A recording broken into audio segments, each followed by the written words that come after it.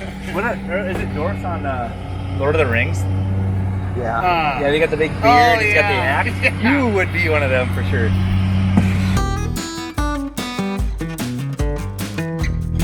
Got Justin and Brian. There we go. From Renovo. Doing a plot today. So, Justin, what are we doing first? We're going to start with Forage sorghums. We're doing SorMax 85.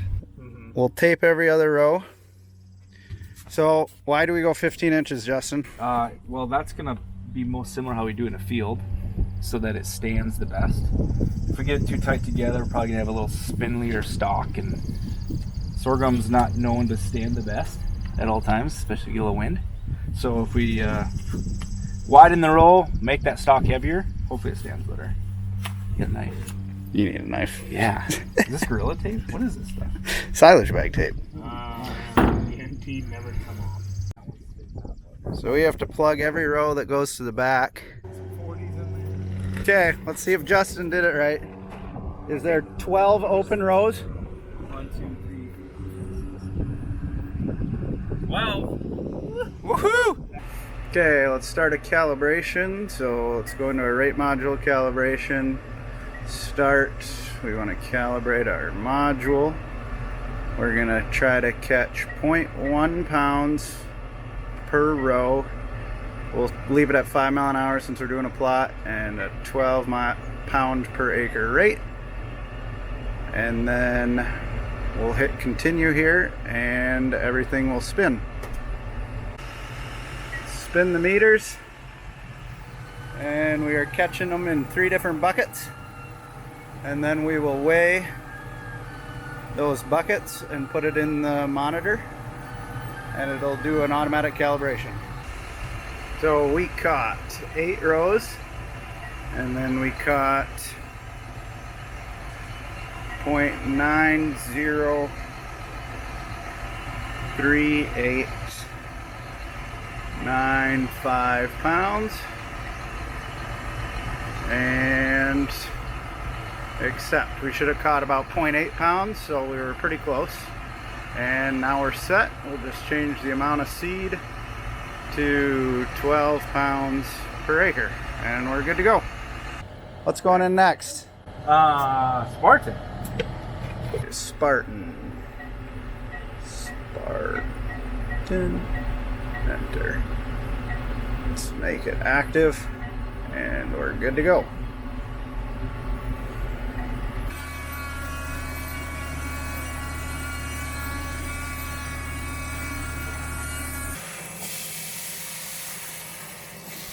Now we're switching to millet, sorghum sedan. So 7.5 inches. Okay, we pulled out the tape. Now we gotta spin that knob. So gotta spin this knob so the back rows can go down. Open this valve up.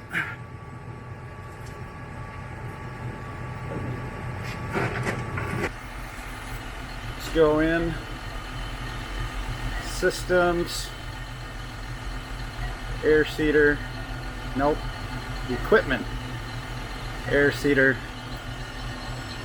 active rows, all. That goes back to 7.5 inches. That's the only button we need to push. Add cow.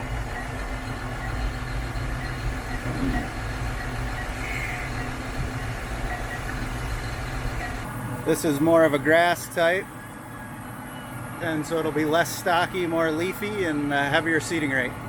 And that's why we went back to 7.5 inch spacings. We'll put Justin on camera again. What is Gunslinger? So it's still DMAR, starting sedan grass. Still similar maturity, like probably a 74 day. Is it new? I've never heard of it before. But it's not a new variety. It's been around for a while. Cow conditioner is kind of Renovo's specialty, right? We would say that's the best BMR sorghum sedan grass that we have around. Not. And then Gunslinger is probably a step down from that. So is Gunslinger cheaper? Yeah, it's cheaper. Okay. It is not treated either, it looks like, huh? What's the black seeds? They're just discoloration of the sorghums. Palmer. So no,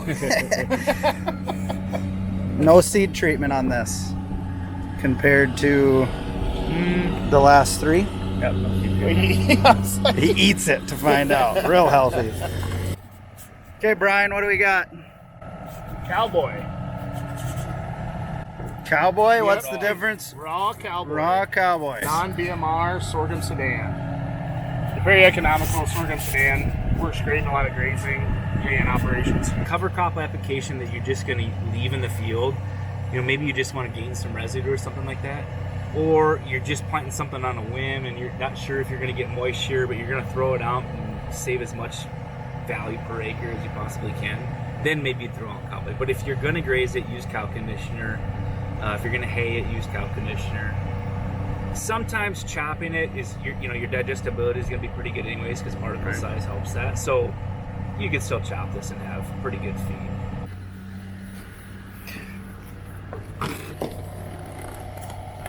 What's next? Raptor.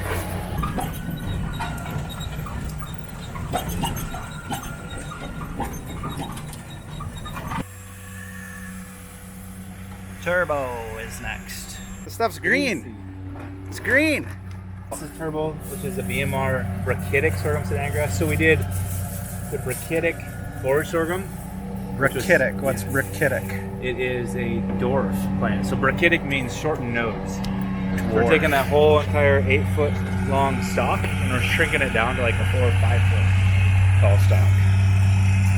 So what's the advantage of being short and dwarf? No lodging, Yeah. and actually increase your feed value by having more leaf to stem ratio without sacrificing tonnage. Boyle likes the brachitics. Love it because we've had. He's kind of a stocky guy. I'm more of a brachitic dwarf myself. Very stable in high winds. You can relate to the dwarf plant. Is it dwarf on Lord of the Rings? Yeah. Yeah, they got the big beard. He's got the yeah. axe. Yeah. You would be one of them for sure.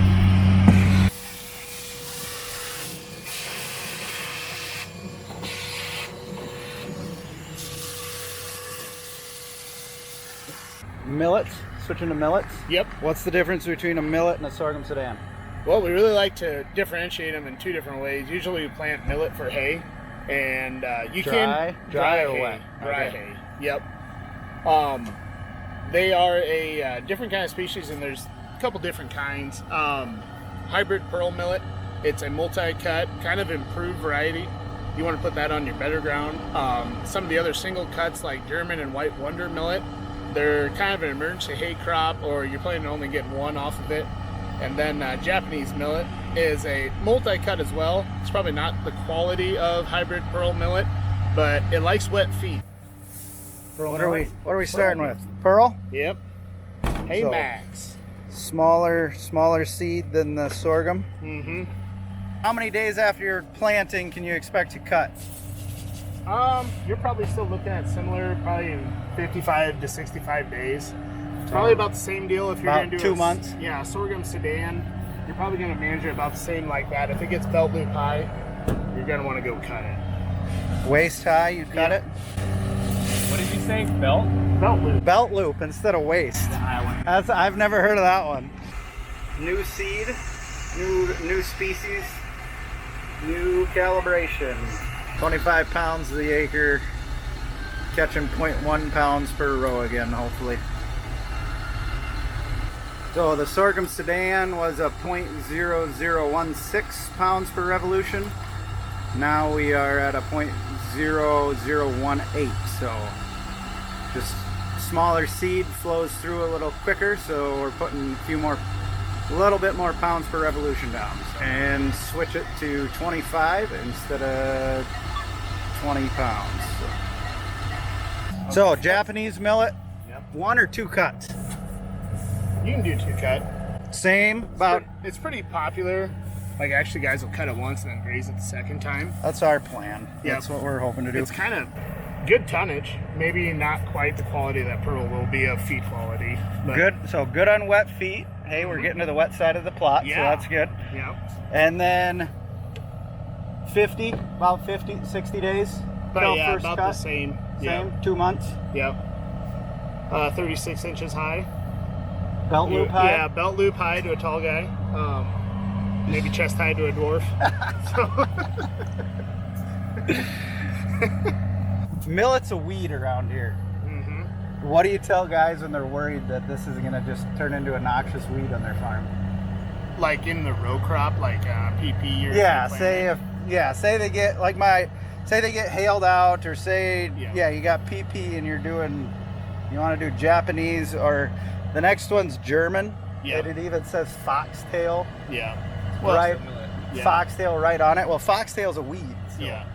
Well, if the only concern is if you're like strict conventional and tillage is iron's your only way to kill it, then maybe you might be a little concerned. But this stuff dies really easily with any like Roundup or Liberty chemicals. So, a sniff of any chemical. yeah, a is probably sniff of dead. any chemical, like with the right selection, like you're gonna be able to kill it. Okay. So The cows came to join the party. So German millet is German the most common? Yes, most common, single cut. Actually, pretty nice palatable hay. Wide bladed. It's gonna be 3 foot tall. Easiest millet to manage for drying down. So if it's a single cut, do you got to wait a little longer? Is it longer than that 60 days, or It's still about that? still 60 about days? that. So do you have guys that'll plant it like after an oats and peas crop, or after Yeah, you even can, after a small grain, or not? you can plant this one all the way through July. Okay.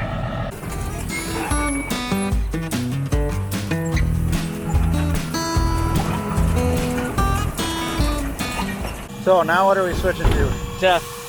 What's- Ethiopian grass now. What's Teff? Is it related to any of these, or is it a breed of its own? Teff would be. I mean, it still once is an annual. Teff is like a horse hay type, Yeah, right? more of like what you look like a pasture grass and a grain. But it's an annual. It's not a perennial. Yep. First frost will kill it. Hates the cold. 60-degree soil temp again. Yeah, it definitely needs more heat. And this Small, will be the smallest seed. smallest seed, right? Yeah. Plant it kind of like alfalfa. Yeah. Like just barely Shallow as you can get it. put it under the top of the soil. Yeah. So, Teff. We're gonna go as shallow as it can go. So everything else we were at about 3/4 of an inch. We'll shallow them all up. So why is this white, Justin? Oh, this is coated. This is So coated? if it's not coated, then it's even smaller than this. The clay coating at least gives it some density and a little bit more size so that it flows. Clay? You can clay coating. So it's really no fungicide or anything? It's just Not on this one. just to help you meter it out better? Yeah.